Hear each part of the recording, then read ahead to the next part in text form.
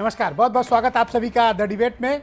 और आप सब हिंदुस्तान वासियों को बहुत बहुत मुबारकबाद और बहुत बहुत बधाई। आज हमारी बहादुर जाबाज सेना ने वो करके दिखाया है जिसका हिंदुस्तान दशकों से इंतजार कर रहा था कि कब वो दिन आएगा और पाकिस्तान को हमारी सेना उसके घर के भीतर जाकर सबक सिखाएगी। और आज भारतीय वायुसेना ने वो करके दिखाया है जो दुनिया की किसी भी ताकतवर फोर्स के लिए बहुत मुश्किल, बहुत चैलेंजिंग और नामुमकिन टास्क होता है।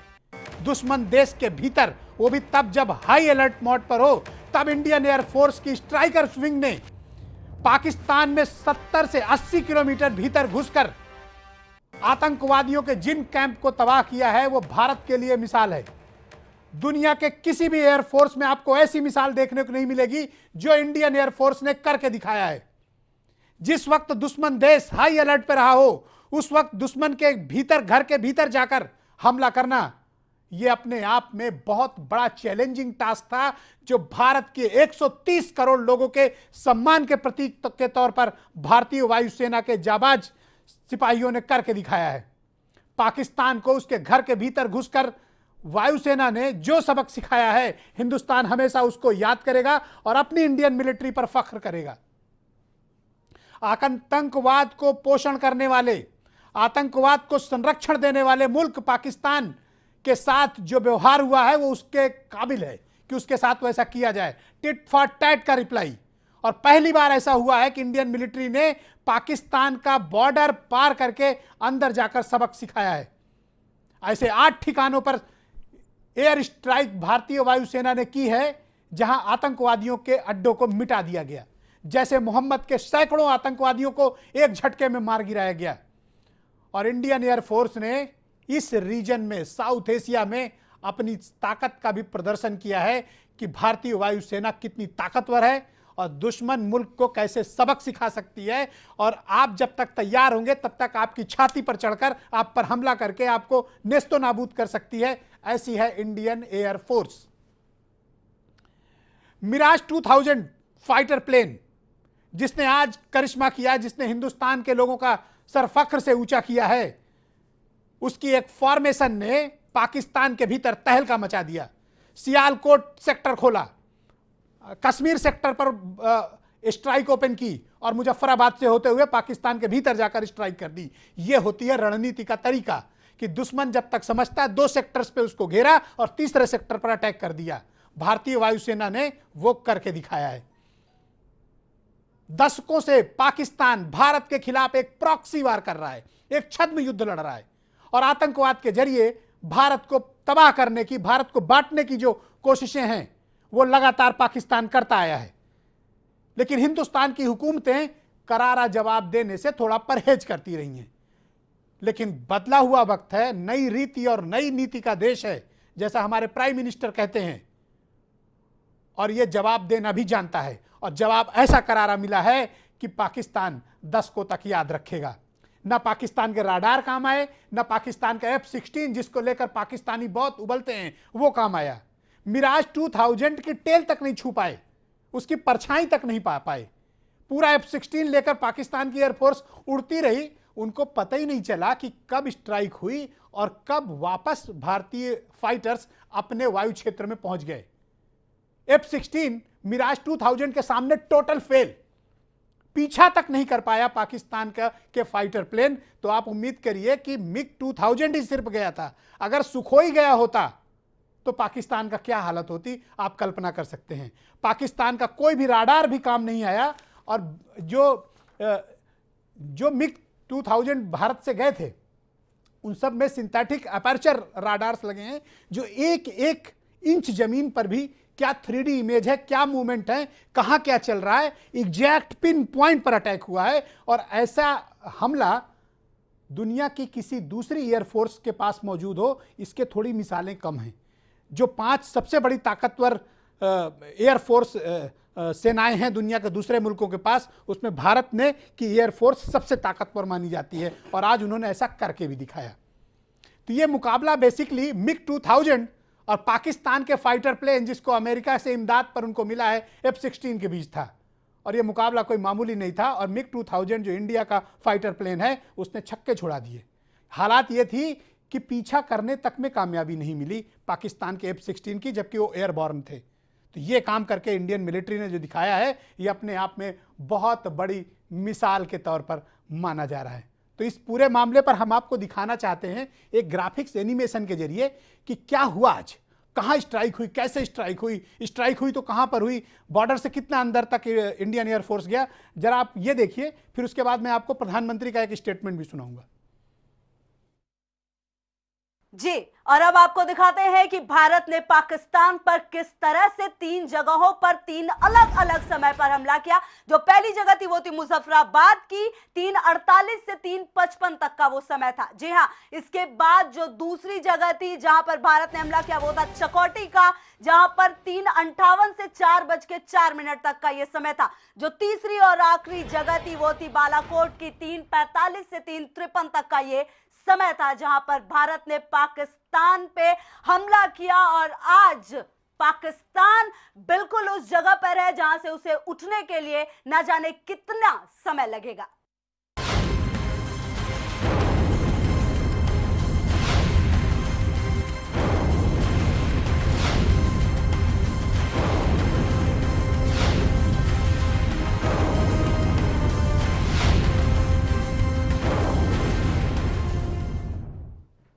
तो 21 मिनट तक इंडियन एयरफोर्स पाकिस्तान की टेरिटरी के भीतर रही, उनकी पिटाई करती रही, उनके यहाँ बॉम्बिंग करती रही। और जिस पर वो सबसे ज़्यादा इतरा रहे थे F-16 फाइटर प्लेन, वो मिराज 2000 की हवा तक नहीं पाए। और 21 मिनट के भीतर इंडियन एयरफोर्स ने अपना सारा ऑपरेशन कंप्लीट करके पूरे फॉर्मेशन के साथ वापस इंडियन टेरिटरी में लौटी और लैंड करके सुरक्षित अपने घरों में पहुंच गए। पाकिस्तान की एयरफोर्स पूरी तरह तबाह हो चुकी है। पाकिस्तान की एयरफोर्स का एक भी फाइटर प्लेन इंडिया के मिराज 2000 को मैच नहीं कर सकता। सुखोई तो अभी बहुत पीछे बाकी है। सुनिए हमारे प्रधानमंत्री ने इस स्ट्राइक के बाद आज राजस्थान की रैली में क्या कहा। सौगंध मुझे है मिट्टी की, मैं देश नहीं मिटने दूंगा, मैं देश नहीं रुकने दूंगा, मैं देश नहीं झुकने दूंगा।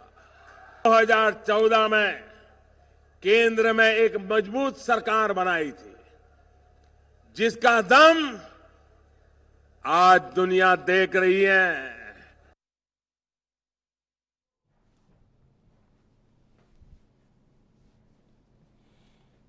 तो ये हालात इस वक्त जो कुछ भी पाकिस्तान के साथ हुआ है, पाकिस्तान में भी बेचैनी है, पाकिस्तान में भी घबराहट है। और वहाँ के लोगों के जो स्टेटमेंट्स आए हैं कि पाकिस्तान में उन्होंने जब धमाकों की आवाज़ सुनी तो लगा कोई जलजला आ गया है, कोई तूफान सा आ गया है और कोई कयामत सी आ गई है जब इंडियन एयरफोर्स के फाइटर्स प्लेन ने पाकिस्तान में स्ट्राइक की। आज इसी विषय पर डिबेट करेंगे।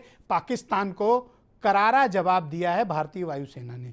मेरे साथ बहुत खास और चुनिंदा मेहमान आज की डिबेट में मौजूद हैं। समीर सिंह बीजेपी से हैं, जनरल राजेंद्र सिंह जी मुझे ज्वाइन कर चुके हैं, रिटायर्ड मेजर जनरल हैं इंडियन आर्मी से। जनरल AK सिंह साहब मौजूद हैं, रिटायर्ड मेजर जनरल हैं। कर्नल रामदेव सिंह सेंगर इस डिबेट का हिस्सा हैं। मंजू दीक्षित जी कांग्रेस से मुझे ज्वाइन कर चुकी हैं।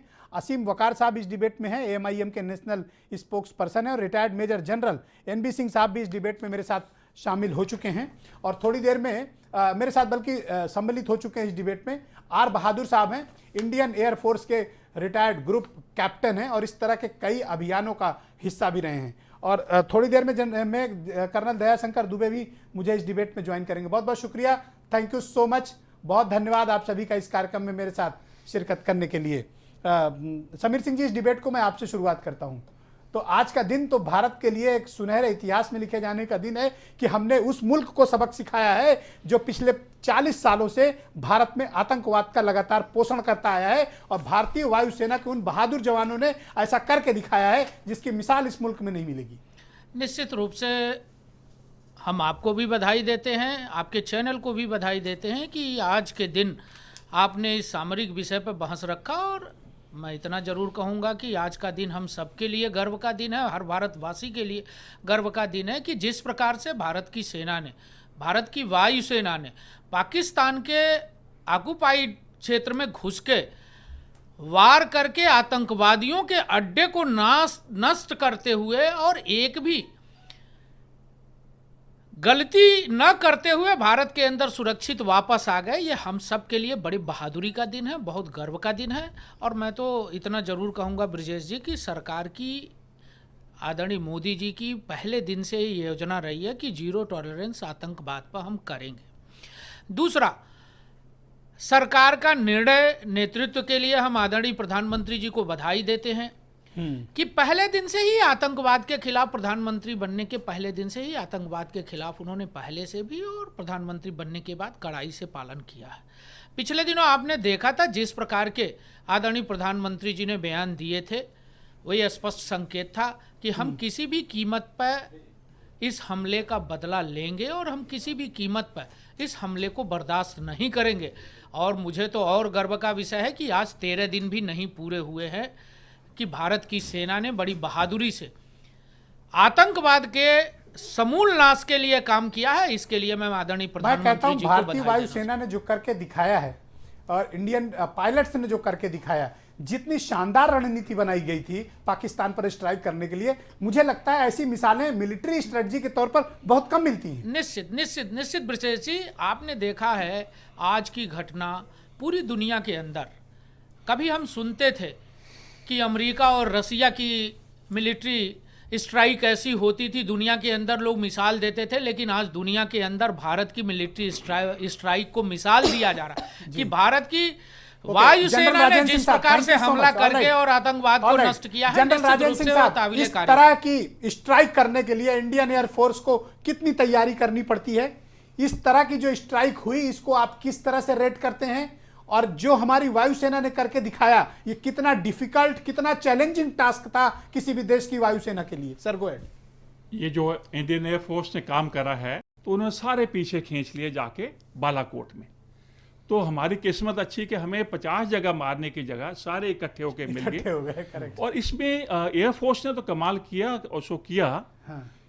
उससे ज़्यादा मैं इसका क्रेडिट देना चाहूँगा अपनी इंटेलिजेंसी या फॉरेन एजेंसी, जिन्होंने भी हमारी मदद करी है। आपको पिन पॉइंट इंफॉर्मेशन थी बालाकोट। सर ये बताओ कि पाकिस्तान के पास कौन से ऐसे घटिया राडार हैं, कौन सी ऐसी सुरक्षा प्रणाली है कि उनको पता भी नहीं चला और F-16 उनका कुछ कर नहीं पाया, बैठा रह गया, वो तो पीछा तक नहीं कर पाया? नहीं, ऐसा नहीं है। वो हमारी जो स्ट्रैटेजी थी, एक हमारे एम्ब्रियर एयरक्राफ्ट हैं जो अर्ली वार्निंग देते हैं कि कोई आने वाला नहीं है। और वैसे भी जो मुजफ्फराबाद का इलाका है, इसमें उनके डिफेंसेस, एयर डिफेंसेस इतने स्ट्रॉन्ग नहीं हैं।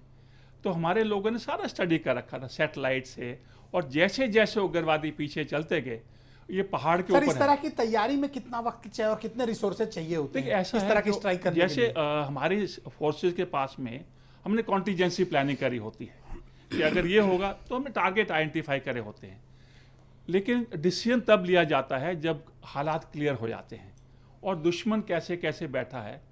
तो जो अभी मीडिया से खबर आ रही है कि जब इन्होंने CRPF के ऊपर हमला करा था, अगले दिन तीनों चीफ्स ने जाके मोदी साहब को ऑप्शन दिए कि हम ये कर सकते हैं, ये कर सकते हैं।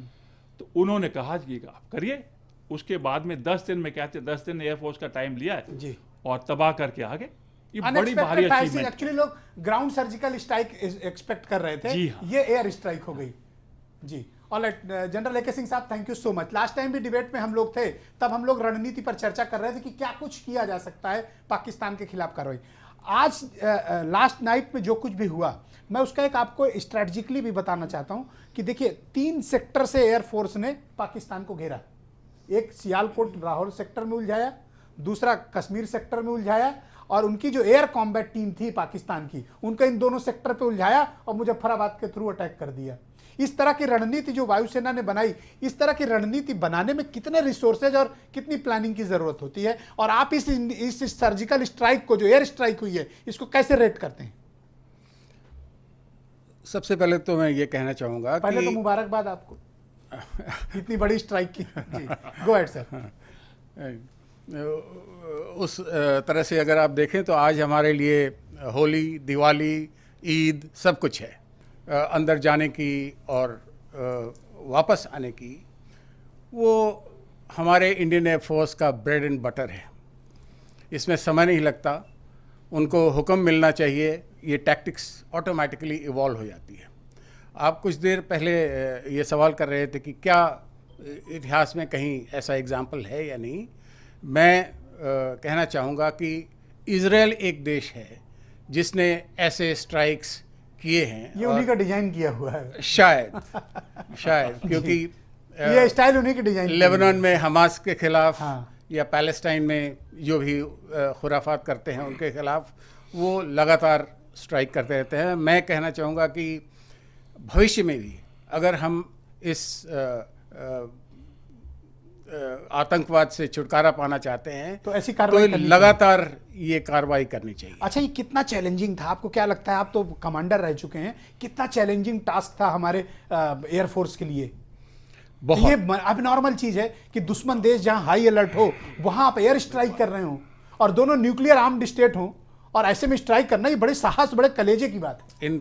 इन पायलट्स को हम जितना धन्यवाद करें और जितना हम उनकी बड़ाई करें वो कम होगा, क्योंकि आप समझ सकते हैं कि एक दुश्मन देश में जहां हाई अलर्ट पे चल रही है फौज उनकी, वहां घुस कर मारना, वो भी 80 किलोमीटर उसके अंदर 80 किलोमीटर घुस करके और वापस आ जाना, आप समझ सकते हैं कि उनकी बहादुरी का नमूना एक्चुअली बहुत कम मिलता है। ऑलराइट, मेरे साथ इंडियन एयर फोर्स के रिटायर्ड ग्रुप कैप्टन आर बहादुर साहब दिल्ली से मेरे साथ इस कार्यक्रम में मौजूद हैं। मैं उनको भी इस कार्यक्रम का हिस्सा बनाऊंगा और उनसे समझूंगा कि इस तरह के स्ट्राइक्स के लिए तैयारियां क्या करनी पड़ती हैं। बहुत बहुत शुक्रिया सर, और आपको बहुत मुबारकबाद इस तरह के शानदार स्ट्राइक जो इंडियन एयर फोर्स ने करके दिखाई है। आज हर भारतीय का, हम सब का माथा गर्व से ऊंचा है और हम सब बहुत प्राउड फील कर रहे हैं कि हमारी सेना ने दुश्मन देश को वो सबक सिखाया है और जिसके लिए हम दशकों से प्रतीक्षा कर रहे थे। सर, आपसे मेरा सवाल है कि इस तरह के एयर सर्जिकल स्ट्राइक के लिए किस तरह का फॉर्मेशन एयरक्राफ्ट्स का करना पड़ता है, कैसे multi role combat fighters plane का इस्तेमाल किया जाता है और किस तरह की रणनीति, कैसे रिसोर्सेस की जरूरत होती है, और ऐसी एयर सर्जिकल स्ट्राइक को आप किस तरह से रेट करते हैं, कैसे मानते हैं, थोड़ा दर्शकों को बताएं सर।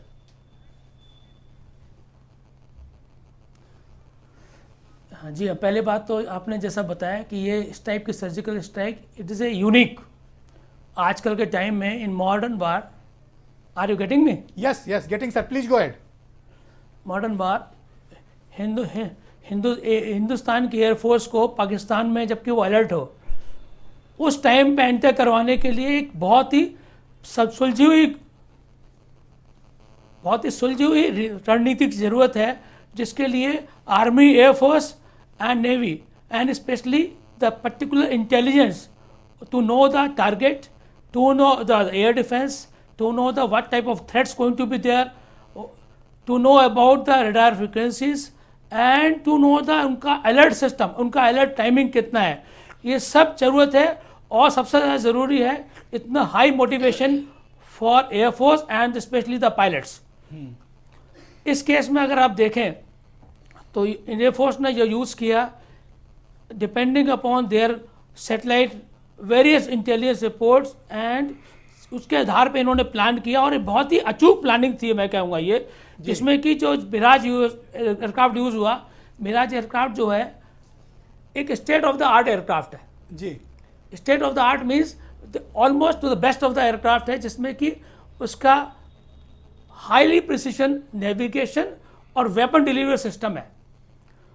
बट सबसे सिस्टम के पीछे एक जो आदमी मशीन होता है, जो मानव होता है, वो सबसे ज़्यादा ज़रूरी है, मशीन ज़रूरत नहीं होती। तो मैं पायलट्स को कहना चाहूँगा कि पायलट्स ने बहुत ही अचूक काम किया और प्रिसाइजली एक पर्टिकुलर विंडो में जो 345 के अगेंस्ट मिली उनको, उसमें उन्होंने तो नॉट ओनली उन्होंने एलओसी में पार की, उसके बाद उन्होंने प्रिसाइज अटैक किया। एशिया पैसिफिक के लिए गेम चेंजर फाइटर प्लेन है और मिराज 2000 ने पहली बार यह प्रूव करके दिखाया है कि F-16 पर वो बहुत भारी है। और जो फॉर्मेशन इंडियन एयरफोर्स ने स्ट्राइक के लिए तैयार की, वो भी रणनीतिक तौर पर मैं मानता हूं कि सबसे सफिस्टिकेटेड और सबसे बेस्ट स्ट्रेटजी के तौर पर है। सही कह रहे हैं, बिल्कुल सही कह रहे हैं आप। और इसमें दो चीज प्रूव हो गई कि हम एक तो एलओसी क्रॉस कर सकते हैं और सही जगह पे सही टाइम पे हम उनके जो कैंप्स हैं उसको टारगेट कर सकते हैं। जी ऑलराइट सर, मेरे साथ retired major general NB Singh साहब भी ज्वाइन कर चुके हैं और मैं बताना चाहता हूं कि एनबी सिंह साहब इसके पहले जब मेरे साथ डिबेट में थे तो उन्होंने इस तरह के स्ट्राइक्स के ढेर सारे ऑप्शंस एक्सप्लोर किए थे और बहुत मुबारकबाद एनबी सिंह साहब, जनरल साहब, कि जिस तरह आप एक्सपेक्ट कर रहे थे आपके बहादुर जवानों ने वो करके दिखाया और आज हम सब गर्व महसूस करते हैं कि दशकों से चले आ रहे एक नासूर को खत्म किया और आज इतना मॉरल हाई किया है भारतीय सेना का और हम सब हिंदुस्तानियों का कि आज पाकिस्तान का मुंह काला हो चुका है, दुनिया के सामने मुंह दिखाने की स्थिति नहीं है। उनके राडार सिस्टम फेल, उनका सर्विलांस सिस्टम फेल, उनका एयर कॉम्बैट सिस्टम फेल, 2 सेक्टरों पे घेरा गया, लाहौर और सियालकोट, कश्मीर सेक्टर में घेरा, तीसरे सेक्टर मुजफ्फराबाद से अटैक। ये तो शानदार फॉर्मेशन है। मुझे लगता नहीं कि दुनिया की किसी मिलिट्री ने इतना शानदार एयर स्ट्राइक फॉर्मेशन तैयार किया हो। सर, जनरल साहब गो अहेड। धन्यवाद ब्रजेश जी, आपने सही कहा। आपके चैनल पर हम लोगों ने काफ़ी विस्तार से अलग अलग विकल्प की चर्चा की और मुझे बहुत खुशी है, जैसा आपने बताया, कि सरकार ने देश को ये तोहफा दिया जो आज पूरी देश की जनता होली, दिवाली और जैसा मेरे मित्र ने कहा ईद के तौर पे मना रही है। इस जश्न के मौके पे ऑब्जेक्टिव एनालिसिस या चर्चा थोड़ा नकारात्मक लगती है, इसलिए उससे दूर रहेंगे। लेकिन हमें भविष्य में क्या कुछ करना है, क्या रास्ता अपनाना है, इसके बारे में जरूर सोचना होगा। करेक्ट, बहुत सेंसिबल बात कही है जी। मैं समझता हूं कि हमारे पास मोटे तौर पे 3 विकल्प हैं। अभी जो ऑपरेशन हुआ है उसकी तारीफ में जितना कहा जाए वो कम है। सिर्फ एक ही बात बताना चाहूंगा कि ऐसी कार्रवाई के लिए किसी भी सेना को, वायुसेना या नौसेना या आर्मी, इनको प्लानिंग में समय नहीं लगता, क्योंकि ये सब विकल्प कंटिंजेंसी के तौर पे पहले से ही प्लान करके रखे जाते हैं जी। सिर्फ इंटेलिजेंस अपडेट किया जाता है। पर सर, मैं मानता हूं कि आप जिस मल्टी रोल फाइटर प्लेन का इस्तेमाल और जिस फॉर्मेशन के साथ जाते हैं वो इंपॉर्टेंट होती है। जैसे मिसाल के तौर पर जब आपने स्ट्राइक की तो F-16 की उनकी भी फॉर्मेशन आई, लेकिन वो आपका मुकाबला नहीं कर पाए, उनको भागना पड़ा। ये रणनीति की बहुत बड़ी जीत है उसके बारे कि में आप किस तरह का फाइटर प्लेन यूज करते हैं। जी, इसके बारे में मैं कहना चाहूंगा, एयरफोर्स आजकल एक टर्म इस्तेमाल करती है TTP, टेक्नोलॉजी, टेक्निक और प्रोसीजर। टेक्नोलॉजी तो अपग्रेड होती है जैसे जैसे पुराने एयरक्राफ्ट को अपग्रेड करते हैं या जैसे नए एयरक्राफ्ट लेते हैं, रफेल हुआ, उसमें नए सिस्टम इनकॉर्पोरेट किए जाते हैं पुराने एयरक्राफ्ट में, वो तो टेक्नोलॉजी का हिस्सा हुआ।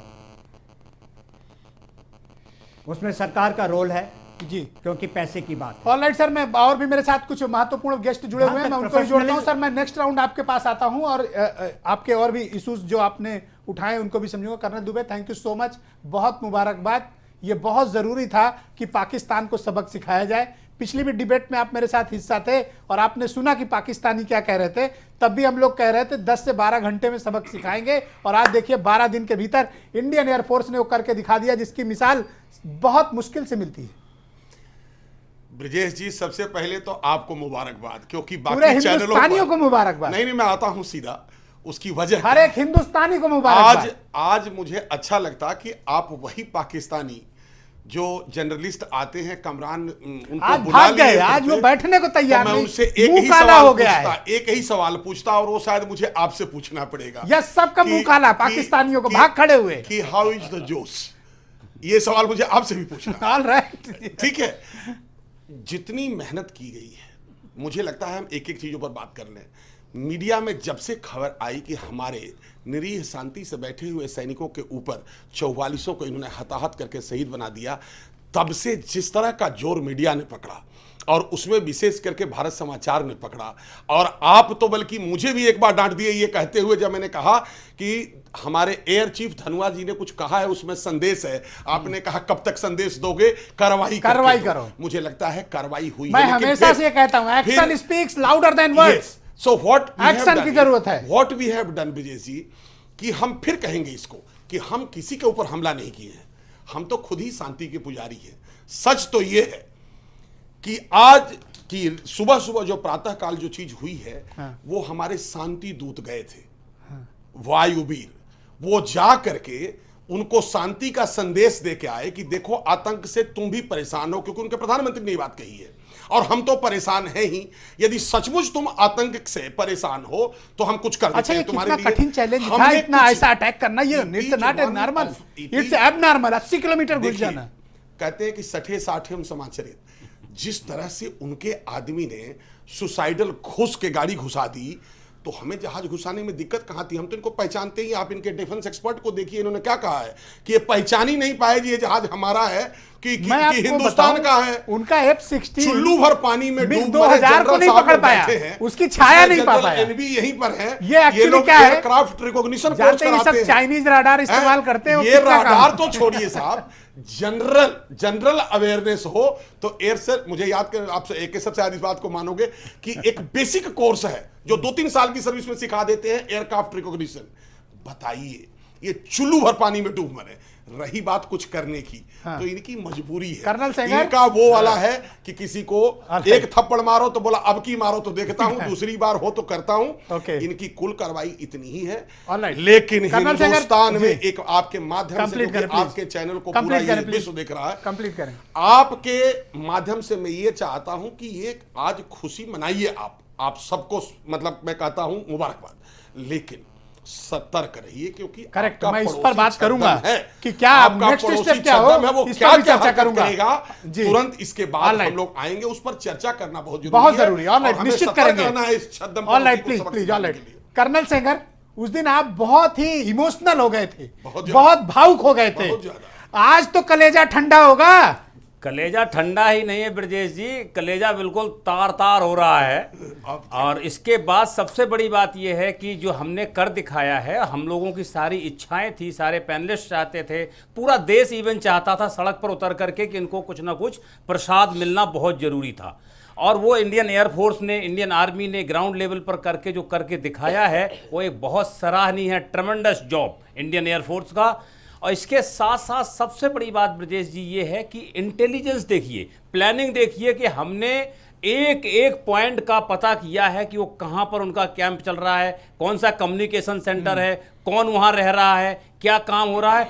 और जो नेशनल लेवल पर प्लानिंग हुई है, उन्होंने डोजियर तैयार कर दिए ताकि कल को कोई ये ना कह सके, लोग जो प्रूफ मांगेंगे, कोई बात करेगा, इंटरनेशनल बिरादरी को इससे पहले उनको पता चले, उनको जब बताया, साथ में एक एक डोजियर हैंडओवर कर दिया। कितना चैलेंजिंग टास्क था कि पाकिस्तान में 80 किलोमीटर भीतर घुसकर इंडियन एयरफोर्स अटैक कर दे, आई थिंक पाकिस्तान कुछ कर ना पाए। देखिए ब्रजेश जी, हमारी जो शौर्य गाथा है, दोनों ही मेरे काम जो है बहुत ही सराहनीय थे और बहुत ही चैलेंजेस। जब हमने सर्जिकल स्ट्राइक ग्राउंड लेवल पर किया, तब भी हमने 40 किलोमीटर अंदर जाकर के उनको मारा, वो भी ग्राउंड ट्रूप्स ने हेली पे उतार करके मार करके और फिर वापस आए। सेकेंडली, जब हमने ये एक्शन किया है, इस एक्शन की तो कोई तुलना नहीं की जा सकती है, जितनी सराहना करो उतना कम है। लेकिन जो सारे जनरल्स कह रहे हैं, कर्नल दुबे ने कहा है कि इसके साथ साथ अभी सतर्कता इतनी जरूरी है कि पाकिस्तान को हम और आप अच्छी तरह जानते हैं, अगर लात मारी जाती है तो बिलबिला तो जरूर जाता है, गिड़गिड़ाता है, पर एक बात तो है ना कि आपको एयर सुपीरियरिटी हासिल है पाकिस्तान एयरफोर्स के मुकाबले इंडियन एयरफोर्स। ये तो देखिए, मैंने कहा ना, मिराज 2000 गया था ना, अगर कोई गया होता तो क्या होता। मुझसे दिन में किसी ने, एक चैनल ने पूछा था ब्रजेश जी कि आपकी वायुसेना और सेना और उनकी सेना और वायुसेना में कितना सुपरियरिटी है। मैंने कहा जैसे एक स्कूटी को ट्रक से लड़ा दो तो स्कूटी का क्या हाल होगा, वो हाल है। हम ट्रक है, वो स्कूटी है, उनकी तुलना करना ही बेवकूफी है। थैंक यू सो मच असीम बकार। मंजू दीक्षित भी मेरे साथ जुड़े हुए हैं। असीम बकार, थैंक यू सो मच, आपने कार्यक्रम में हिस्सा लिया। शहादत का बदला ले लिया गया है, जवाब बहुत करारा मिला है, आपकी प्रतिक्रिया? सर, हमारी प्रतिक्रिया हमारे सदर साहब ने प्रेस करके दे दी है और उन्होंने साफ तौर पे कहा है कि यूएन चार्टर्ड के आर्टिकल 51 के तहत we have full right to attack in self defence. हमें पूरा हक है, अगर हम अपने दुश्मन से जो हमसे जिससे हमें खतरा है, हम सेल्फ डिफेंस में उस पर अटैक कर सकते हैं। तो ये कितना गर्व का विषय है हम सब के लिए? सर, ये इतना गर्व का विषय है कि पूरे दुनिया में हिंदुस्तान का सर इस वक्त हिमालय पर्वत जैसा ऊंचा हो गया है, क्योंकि हम जिस युग में जी रहे हैं ये एयरफोर्स का युग है, ये एयर स्ट्राइक्स का युग है, और जिसके पास वायुसेना मजबूत होगी वही राज करेगा दुनिया पर। और हमने करेक्ट, मैं सहमत हूँ। फुट सोल्जर कम करके एयर स्ट्राइक्स और एयर फोर्स को मजबूत किया जाना चाहिए। ये हमने ये स्ट्राइक करके भारत ने ये साबित कर दिया है कि एशिया में पाकिस्तान जैसे मुल्क हमारे लिए कदमों की धूल हैं, हम जब चाहें मसल देंगे। हम एक मजबूत एयर फोर्स लेकर बैठे हैं और हम डरने वाले नहीं हैं। लेकिन सर, एक चीज़ है कि जिस मानसिकता का मुल्क पाकिस्तान है, जिससे हमारा मुकाबला है, उससे हमें बिल्कुल बेफिक्र होकर नहीं बैठना है। हमें पूरी तैयारी रखना है, करेक्ट बात, पूरी निगरानी करना है और पूरी तरीके से चौकस रहना है। और हमें यह संदेश देना है कि जब हम तुम्हारे यहाँ आएंगे तब हम तुम्हें मारेंगे, और जब तुम हमारे यहाँ गलती से आओगे तो हम तुम्हें मार गिराएंगे। हमें ये मैसेज देना है सर। और जो कैंपों पे हमने हमला किया है, सबसे अच्छी बात ये, सबसे खुशी की बात ये कि हमारे जो पायलट किसी सिविलियन प्लेस पर अटैक नहीं हुआ, किसी मिलिट्री प्लेस पर हमारे लिए गर्व की बात है पर हमला हुआ। सर, ये गर्व की बात है कि हमारे पायलट्स ने जो अटैक किए हैं वो पिन पॉइंट पे किए हैं, और एक भी बम हमारा बर्बाद नहीं हुआ है। हमने सारे बमों को बिल्कुल उन्हीं जगह गिराया है जहां पर आतंकवादी। मंजू दीक्षित जी, बहुत गौरव का दिन है आज। एक चीज सर कहना चाहता हूं, जी कंप्लीट करें फिर मैं मंजू जी के पास आता हूं। कि अभी तो हमने सिर्फ शागिर्दों को मारा है, अभी 2 शैतान बाकी हैं, अजहर मसूद और हाफिज सईद। इन 2 शैतानों को जब तक हम नहीं मार लेते हैं तब तक हमारा मुल्क सुरक्षित नहीं है। मैं सहमत आपसे, और मेरी डिमांड भी है, अनुरोध भी है कि भारतीय सेना उनके खिलाफ भी कार्रवाई करे और उनको उनके घर में घुसकर नेस्तो नाबूद करने की जरूरत है। Manju Dikshit ji, thank you so much. Congress की प्रतिक्रिया, आज जो कुछ भी इंडियन एयरफोर्स ने करके दिखाया है, हर हिंदुस्तानी का माथा गर्व से ऊंचा हो गया है, और ऐसी मिसाल नहीं देखने को मिलती है जो कुछ भी इंडियन पायलट्स ने करके दिखाया, जो हमारे रणनीतिकारों ने करके दिखाया, जो हमारे डिफेंस एक्सपर्ट्स ने किया, जो हमारे इंटेलिजेंस एक्सपर्ट ने किया। ब्रजेश जी, निश्चित तौर पे आज भारत के लिए बहुत गर्व का दिन है, क्योंकि जिस दिन का हम इंतजार कर रहे थे, आपका ही शब्द था एक्शन स्पीक्स, आज वो दिन था। इस दिन का इंतजार हम कर रहे थे, क्योंकि पाकिस्तान की जो कार्यशैली है, जो उसकी भाषा है, जो उसका चरित्र है जी, वो हमेशा से बहुत घातक और बहुत धूत रहा है। उसको आज उसकी भाषा में जवाब दिया गया है। हम भारतीय सेना को आपके चैनल के माध्यम से सैल्यूट करते हैं, नमन करते हैं। मुझे याद आ रहा है कि आज भारतीय सेना ने अपने सोशल मीडिया पर रामधारी सिंह दिनकर की एक कविता डाली है, क्षमा और शांति। क्षमाशील हो रिपु समक्ष, तुम हुए विनत जितना ही, दुष्ट कौरवों ने तुमको कायर समझा उतना ही। इसकी अंतिम पंक्ति है, जो लगते ही स्पर्श हृदय सिर तक उठता बल है। ये अंतिम पंक्ति है, और ये बताती है कि तुम जब जब हिंदुस्तान को छेड़ोगे तब हम तुम्हें घर में घुस करके मारेंगे। जी हाँ, कंप्लीट करें जी। लेकिन ब्रजेश जी, मुझे ये लग रहा है कि अब हमको जो बार बार सभी लोगों ने बात कही है, मैं उसको दोहराऊंगी नहीं, हमको सतर्कता की जरूरत है। करेक्ट। और जहां पर जनता के बाद जब मैं लौटूंगा तो हमें क्या अलर्ट रहना चाहिए, कैसे प्रिपेयर्ड रहना चाहिए, इस विषय पर बात करेंगे। इस युद्ध में आम लोग हताहत ना हो। ऑलराइट, मैं ब्रेक में जाऊं, लेकिन ब्रेक में जाने से पहले आपको एक और घटना बताता हूं। 1996 की बात है। उस वक्त मिग 25 जो अब वायुसेना से रिटायर्ड हो चुका है जनरल साहब, इस्लामाबाद के ऊपर इंडियन फाइटर प्लेन मिग 25 ने मैच 2 यानी ध्वनि की रफ्तार से, दोगुनी रफ्तार से इस्लामाबाद के भीतर फ्लाई किया था। और पूरी पाकिस्तान की एयरफोर्स भारत के उस इकलौते विमान को भी नहीं पकड़ पाई थी।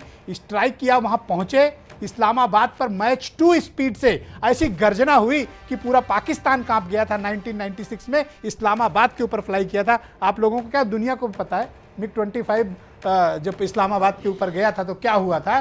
तो आज इंडियन एयरफोर्स ने एक्चुअल स्ट्राइक करके ये दिखा दिया है कि भारतीय वायुसेना का एशिया में कोई मुकाबला नहीं। एक छोटा सा ब्रेक, करारा जवाब देंगे ब्रेक के बाद।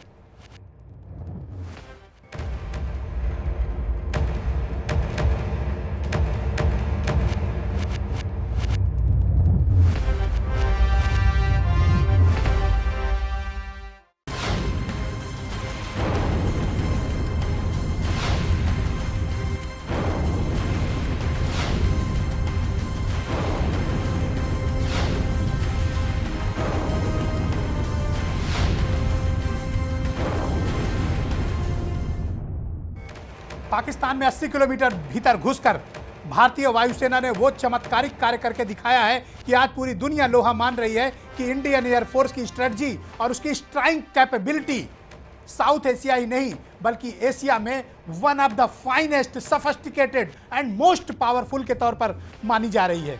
जिस फॉर्मेशन के साथ मिराज 2000 ने 12 एयरक्राफ्ट के साथ मुजफ्फराबाद सेक्टर से अंदर घुसते हुए पाकिस्तान के भीतर जो एयर स्ट्राइक की, उसका लोहा दुनिया भी मान रही है, क्योंकि अब आजकल सैटेलाइट और राडार सिस्टम इतने सोफिस्टिकेटेड आ गए हैं कि एयरबॉर्न होते ही दुनिया के तमाम ऐसे मुल्क हैं जिनके पास ऐसी तकनीक मौजूद है कि अगर कोई फाइटर प्लेन एयरबॉर्न हुआ तो अर्ली अलर्ट और वार्निंग सिस्टम का पता चल जाता है।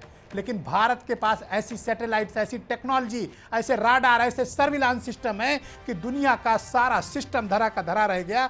अमेरिका और CIA तक को भनक नहीं लगी कि भारत क्या करने जा रहा है और किस फॉर्मेशन के साथ, किस फायर कैपेबिलिटी के साथ, किस पावर कैपेबिलिटी के साथ और किस सेक्टर से कहां पर अटैक करने जा रहा है, इसका भनक ही नहीं लगी।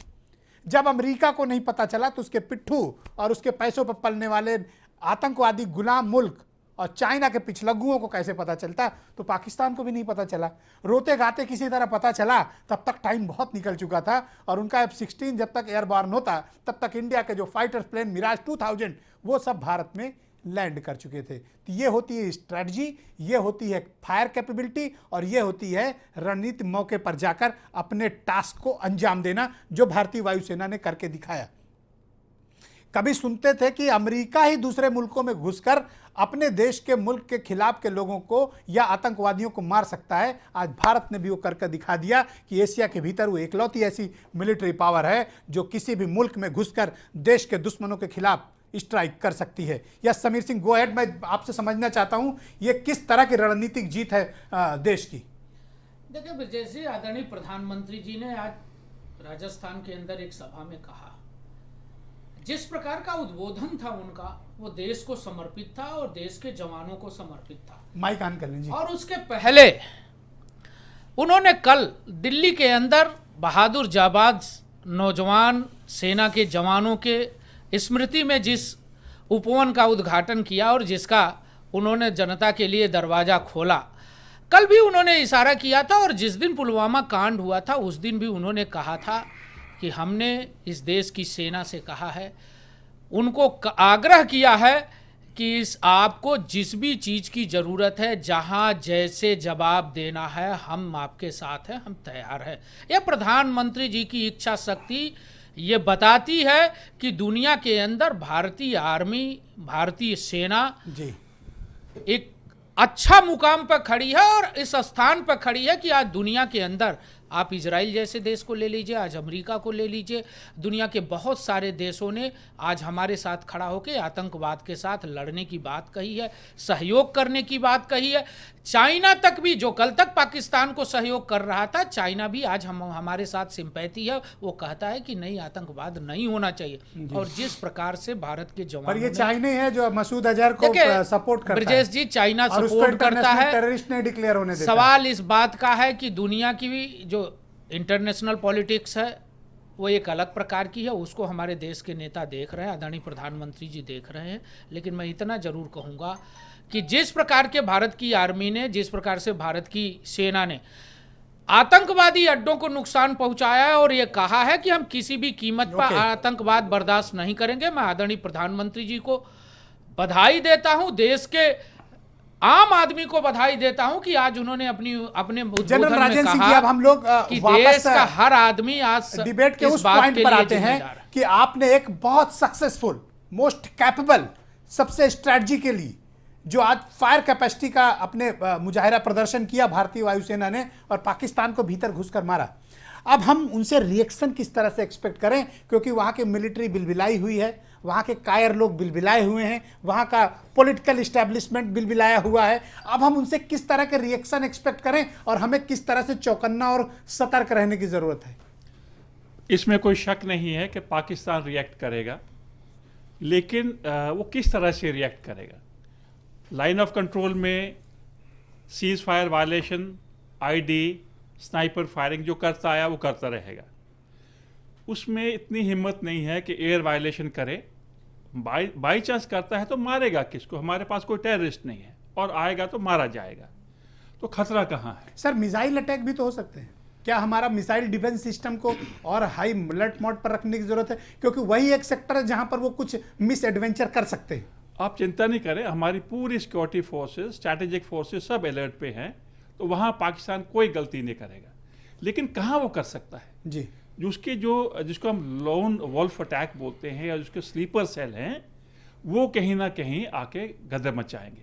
जैसे मान लो कुंभ मेला है, कोई एयरपोर्ट, कोई हाईजैकिंग, यहाँ कुछ गन मतलब वो सामने सामने से करके बिल्कुल प्रॉक्सी नहीं वार कर- पे ही नहीं रहेगा, हिम्मत है प्रॉक्सी वार पे ही रहेगा। बिल्कुल, उसकी हिम्मत नहीं तो है। हमें कैसे जवाब देना चाहिए उसका? हम जो अगर हमारे यहाँ प्रॉक्सी वार करेंगे, हम फिर आएंगे और फिर मारेंगे आपको। बिल्कुल, अभी आमने सामने नहीं आएगा। अभी हम सबको अलर्ट रहना है। कुंभ में मेला है, जहाँ भी किसी को कोई खबर मिलती है एकदम बताओ कि यहाँ कुछ खतरे वाली बात है, नहीं तो वो ही लोन वॉल्फ अटैक या कोई स्लीपर सेल, बाकी उसकी कोई काबिलियत नहीं है। अच्छा, एक कैसी कायरों की सेना है पाकिस्तान की? आप लोग का तो इंटरेक्शन भी कई बार मल्टी उस पे लेवल पे हुआ होगा। इस तरह के कायरों की सेना है, ये क्यों ऐसा काम करते हैं? कभी आप लोगों ने सोचा कि इस तरह के इनके मन में क्या चल रहा होता है? नहीं, आपसे सर सवाल। इनके ऐसा है कि उनको पता है कि आमने सामने नहीं लड़ सकते हैं। आपको पता होगा 71 वॉर के जो ये हार हुई थी, अभी तक कसम खाते हैं कि हम बदला लेंगे। तो ये अपने लोगों को क्या बताते हैं, जैसे आपने सुना होगा सवेरे प्रोपेगेंडा वार करते हैं, प्रोपेगेंडा वार करते हैं। सवेरे इन्होंने कहा कि जो बालाकोट पे अटैक हुआ है, बालाकोट 2 हैं आपको पता होगा, एक क्या एलसी के पास में बालाकोट है, फायर बम छोड़ के चले गए, क्योंकि न्यूयॉर्क टाइम्स ने नहीं, बोला उसमें लिखते पेलोड ऑफ करके चले गए, जैसे गिरा के। अरे कोई बम क्या, कोई खाना का पैकेट थोड़ी गिरा रहे थे, लेकिन तो एयरपोर्ट जाएगी तो बम ही गिराएगी ना। क्योंकि वो न्यूयॉर्क टाइम ने लिखा था बालाकोट, लेकिन जब इनको पता चला ये मुजफ्फराबाद बालाकोट है, फिर इनकी हवा निकली कि नहीं भैया कुछ हो गया है, तो सामने से हमला नहीं करेंगे, इनकी काबिलियत नहीं है, हम बहुत स्ट्रांग है इनके लिए। ऑलराइट जनरल साहब, हमें किस तरह से चौकन्ना रहने की जरूरत है? क्योंकि इस स्ट्राइक के बाद जो कैपेबिलिटी हमने तो शो कर दी, लेकिन अब हमको काउंटर में तैयारी कैसी करनी चाहिए? देखिए, अब 2 सेक्टर्स इन्वॉल्व हैं अगर कोई पाकिस्तान रिएक्ट करना चाहता है। एक है एलओसी का सेक्टर और दूसरा है इंटरनेशनल बॉर्डर का सेक्टर। एलओसी के सेक्टर में मेरा ख्याल है, मैं जनरल राजेंद्र सिंह से सहमत हूँ कि हमारी अलर्टनेस इतनी हाई है, आर्मी, स्ट्रेटेजिक फोर्सेस, एयरफोर्स, किसी तरीके नेवल का फोर्सेस भी हैं जी। नेवल फोर्सेस तो किसी और सेक्टर में हैं जी, तो नहीं वो उधर से भी मिस एडवेंचर हो सकता है।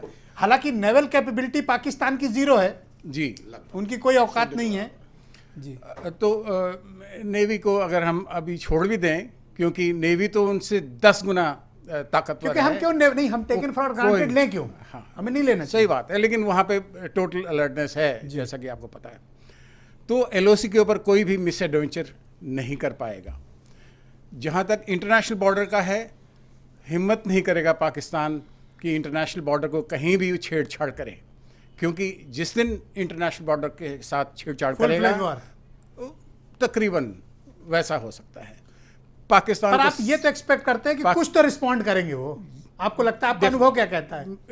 अभी कुछ करेंगे? आपने उनका एक एग्जाम्पल देखा, अगर आप हाँ। कहते हैं कि कुछ करेंगे, तो उनका एक गद्दारी और कायरे उनका इतिहास है, आप कहीं भी उठाकर देख लें, 65 देख लें, 71 देख लें, करगिल देख लें, उनका इतिहास यही है। सामने से नहीं लड़ेंगे, प्रॉक्सी लड़ेंगे आपसे, पर वो कुछ ना कुछ करते रहते हैं। जो भी करेंगे वो तो पूरा मुल्क तबाह हो गया सिर्फ इसी बात से लड़ते लड़ते। वो जो भी करेगा वो कॉस्मेटिक होगा, क्योंकि उनको कुछ ना कुछ तो अपने देश को बताना है, कुछ दिखाना है। आज ओके, ग्रुप कैप्टन आर बहादुर साहब मेरे साथ मौजूद हैं। तो कैप्टन साहब, ये मैं मान लूं कि मिराज पूरे एशिया का किंग है फाइटर प्लेन में, और जो उसने F-16 को सबक सिखाया है, उसके बाद से पूरा फॉर्मेशन एयरफोर्स प्रणाली का बदला हुआ माना जाए? नहीं, जहाज में तो कोई डाउट ही नहीं है कि वो जहाज बहुत ही बढ़िया है, बट हमारे पास उसके अलावा बाकी एसेट भी हैं जो इक्वली गुड हैं, और वो पाकिस्तान की तुलना में हमारी एयरफोर्स जो है वो हाईली मोटिवेटेड है, एंड नंबर के अलावा हम बहुत स्ट्रांग हैं। मल्टी रोल अभी आप जो बात कर रहे थे, मल्टी रोल फाइटर्स की बात कर रहा हूँ। हाँ, मल्टी रोल फाइटर में तो आपका Mirage is the best, is no doubt, अब उसके बारे में कोई डाउट नहीं है। अब हमारे पास और मिराज के अलावा अभी हम जो बात कर रहे थे सिक्योरिटी की बात, अब हमारी फौजें हमारी अलर्ट लेवल पे हैं, लेकिन अब हमारे पास जो पाकिस्तान में जो है वो जो जितने भी टेररिस्ट ग्रुप हैं जैसे मोहम्मद वगैरह, वो सब पाकिस्तानी फ़ौज का हिस्सा हैं। तो अब वो इन्हीं को एक्टिवेट करेगा। तो हमारी ज़रूरत ये है कि हमारे जो कॉमन मैन है वो भी अलर्ट लेवल होना चाहिए उसका। अच्छा, हमारे उससे पास कि वो आइडेंटिफाई कर सके कि ट्रेन में, एयरपोर्ट पे कैप्टन साहब हमारे कोई पास भी आदमी है राडार जिसपे इमेजिंग संदिग्ध सैटेलाइट्स दिखता है, ऐसी हैं कि अगर पाकिस्तान ऐसा कोई मिस एडवेंचर करने की कोशिश करे तो हम उसको पकड़ पाएं एडवांस में? नहीं, वो तो हम लोग कर ही रहे हैं। मेरा मतलब ये है, वो तो हम बॉर्डर पे, कश्मीर बॉर्डर पे कर ही रहे हैं, लेकिन वो सीधे LOC से नहीं आ रहे वो लोग। अब वो लोग कुछ और रास्ता अपनाएंगे। तो वो जो दूसरा रास्ता अपनाएंगे उसके लिए हमें एक्स्ट्रा विजिल, एक्स्ट्रा वही है इस टाइप के कर देखिए क्या कर सकते हैं, एयर स्ट्राइक कर सकते हैं, किसी ट्रेन में ब्लास्ट कर, मिसाइल अटैक कर सकते हैं। एयर स्ट्राइक नहीं करेंगे वो, एयर स्ट्राइक तो नहीं कर सकते वो, क्योंकि पैदल सेना मूव कर सकते हैं, ज्यादा नुकसान होगा जी। पैदल सेना अभी नहीं करेंगे क्योंकि हमारा अलर्ट लेवल जो है वो टॉप मोस्ट का चल रहा है। अभी हमारे लेवल में सारी तीनों फोर्सेज जो हैं, आर्मी, नेवी, एयरफोर्स, तीनों हमारी फुल्ली अलर्ट पे हैं। हमें किस तरह से चौकन्ना और सतर्क रहने की जरूरत है, कुछ और करेंगे क्योंकि ये एक आतंकवादी मुल्क है। हमको इस तरह के हमें बहुत सतर्क रहने की जरूरत है। हाँ, इसके जी colonel Dubey, go ahead. 2 minute के अंदर 2-3 हमारा जो कॉमन मैन है, मैं कह रहा हूं उसको भी हमारी फौज की तरह अलर्ट होना पड़ेगा। करेक्ट है sir, yes colonel Dubey, go ahead. So there are 2-3 approaches इसके। एक तो है कि डिप्लोमेटिक चैनल से अब वो हाय करके रोना शुरू कर रहा है, जो कि वो UNO में करेगा, लेकिन एग्रीमेंट ये है कि हम दोनों ही आपस में सुलझाएंगे, जो कि हमने सुलझाना शुरू कर दिया है। नंबर 2 कि वो बॉर्डर पर आएगा। मुझे याद है जब कारगिल वाला हुआ था तो कुछ पोस्ट हमारे उन्होंने आके घुसपैठिया के तौर पर आके बैठ गए थे जी, इसको खाली कराने के लिए मेरी ही रेजिमेंट की दूसरी पलटन गई, मेरी ही पलटन रादर, मैं तो सीधा बात करूंगा आपसे। और फिर टाइगर हिल को कब्जा हुआ। आप सबको पता है, सब विद्वान जनरल यहाँ बैठे हैं, सब शायद मेरे वरिष्ठ हैं, मैं सबको जानता हूँ। मेरा निवेदन क्या है कि अब ये करेगा क्या? ये छद्म प्रकृति वाला देश है, तो इसलिए युद्ध में भी ये छद्म रीति अपनाता है। करेगा क्या? जिला कोर्ट से लेकर के हाई कोर्ट में जहां जहां भीड़ वाली जगह है, बस से लेकर के ट्रेन में जहां जहां भीड़ है, मतलब टेररिज्म एक्टिविटी को एक्सेलरेट सो व्हाट दे कर सकता है छद्म तरीके से, क्योंकि ये जिहादी मानसिकता के हैं। ये कभी भी अपने को उड़ा सकते हैं, कभी भी वहां पर कुछ इम्प्लांट कर सकते हैं। जनरल एलवी सिंह साहब, इसकी वजह हमें कितना चौकन्ना और सतर्क रहना चाहिए आपसे सर? क्या काउंटर स्ट्रेटजी होनी चाहिए sir? General Singh, go ahead.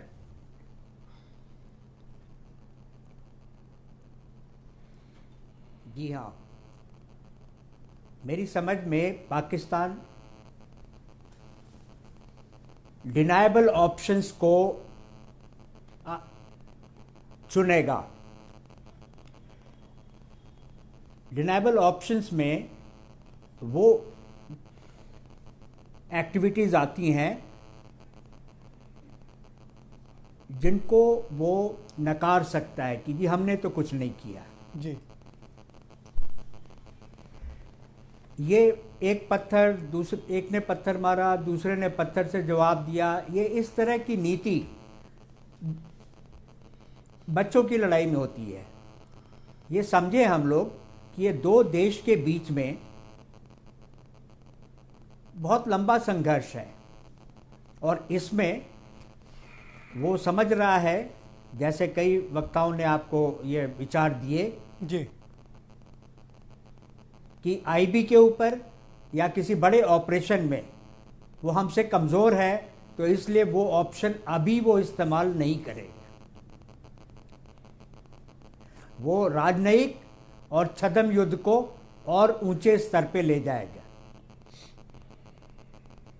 मैं आपसे जो पहले बात कर रहा था विकल्प के बारे में, फ्यूचर के, हमें एक चीज की बड़ी चिंता है कि इस देश में शांतिप्रिय लोगों का एक बहुत बड़ा जमघट है और वो जमघट खास तौर से निर्णायक जगहों पे है जी। इसीलिए 70 साल लगे आपको एक एयर स्ट्राइक करने में। मैं कहना चाहूँगा कि हमारे पास मोटे 3 विकल्प हैं। एक तो हम ये समझें कि ये एयर स्ट्राइक मील का पत्थर, एक माइलस्टोन है, और ये मान के अब हम शांति प्रक्रिया को दोबारा शुरू करने का प्रयास कर दें। नो सर, मैं मानता हूं कि इसको पॉलिसी मैटर बना लेना चाहिए कि आपके यहाँ टेररिस्ट एक्टिविटी होगी, अगर पाकिस्तान रिस्पांसिबल है विद इन 30 मिनट हम इसी तरह की स्ट्राइक करेंगे। ये पॉलिसी मैटर होना चाहिए सर।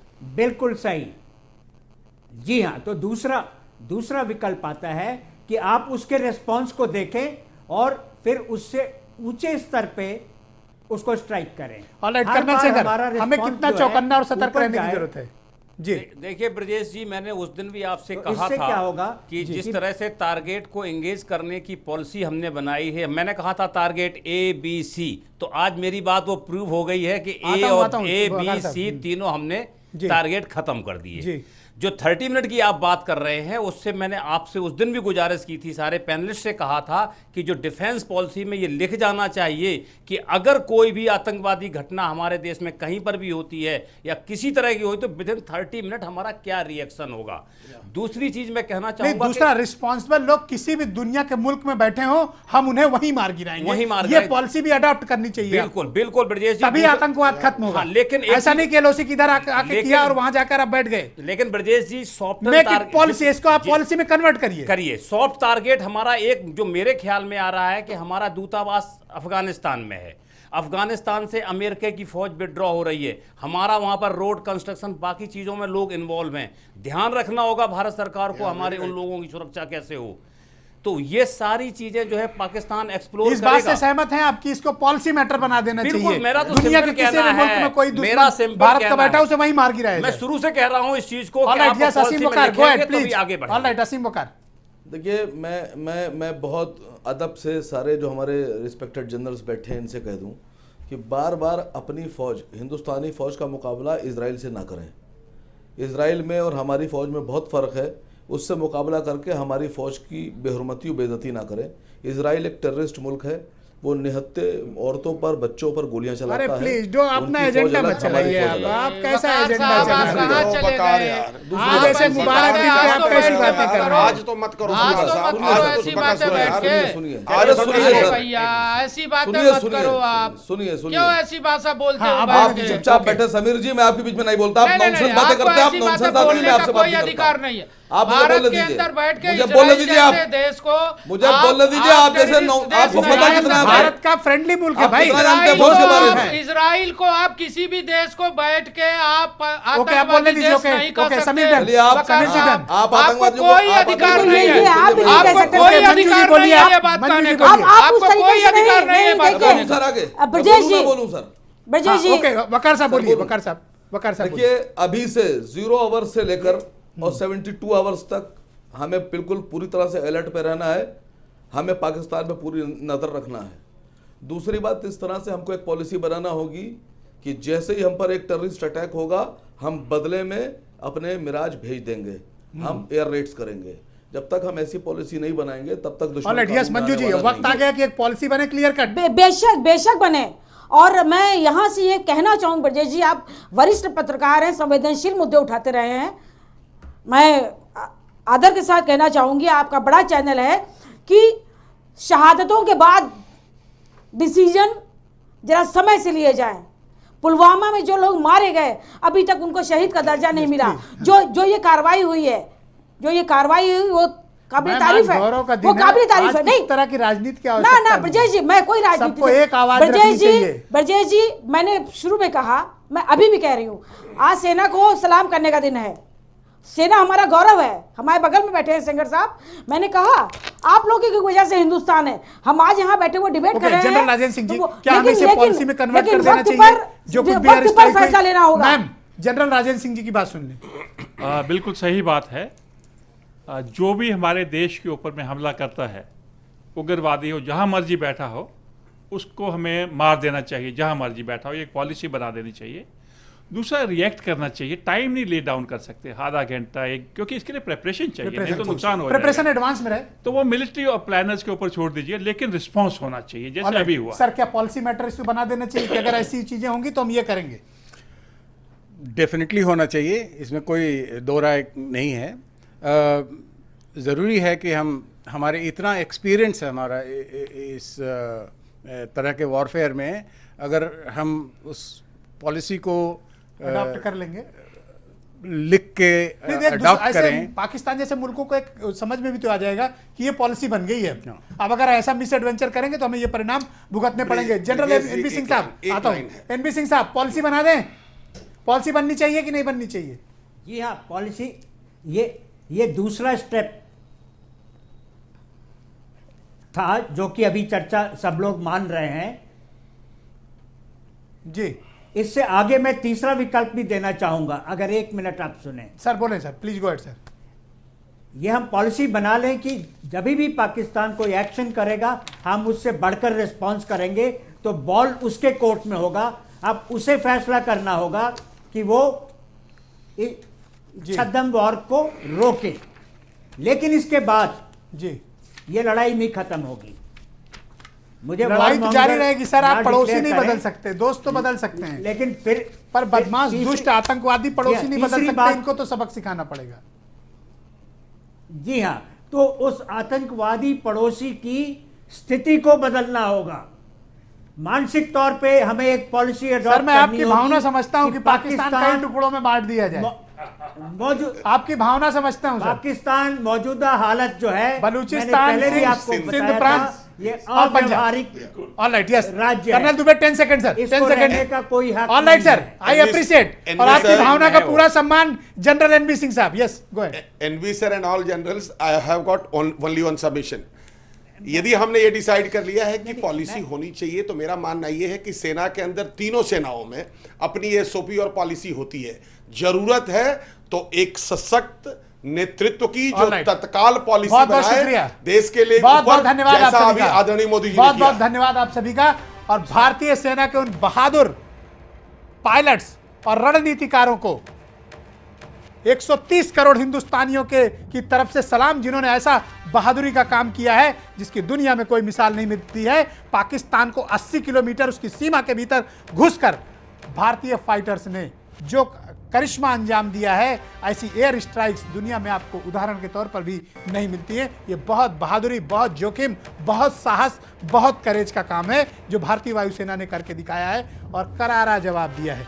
ब्रेक के उस पार हम आपको दिखाएंगे इनसाइड स्टोरी, पहली बार इनसाइड स्टोरी दिखाएंगे कि कैसे हमला हुआ, किस किस सेक्टर से अटैक हुआ, किस मिलिट्री फॉर्मेशन के साथ अटैक किया गया और उस अटैक्स में किस तरह के वारफेयर्स का इस्तेमाल हुआ, कैसे फाइटर्स प्लेन इस्तेमाल हुए और कैसे 21 मिनट के भीतर पाकिस्तान के मुंह काला करके, उनको वहीं बेइज्जत करके, वहीं पिटाई करके भारतीय वायुसेना लौटी। सब कुछ इस ब्रेक के बाद देखिए, जाइएगा नहीं, बहुत स्पेशल और एक्सक्लूसिव रिपोर्ट आपके लिए तैयार की है।